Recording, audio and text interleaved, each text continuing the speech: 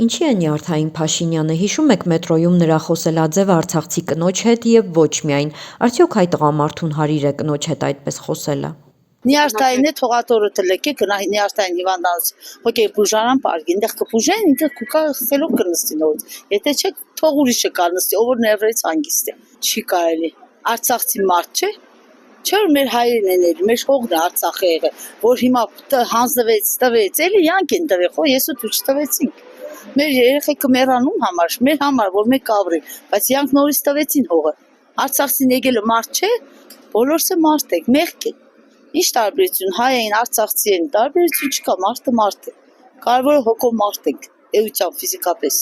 որ ատորը տեգեն կփախնի դու Նյարդային է բայց պետք է ճիշտ չէ էլի չէր սազել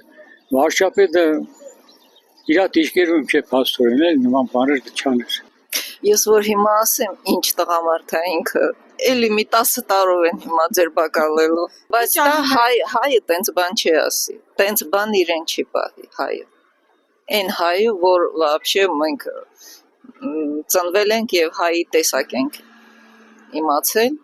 տենց հայը իրեն տենց չի պահի հայ տղամարդը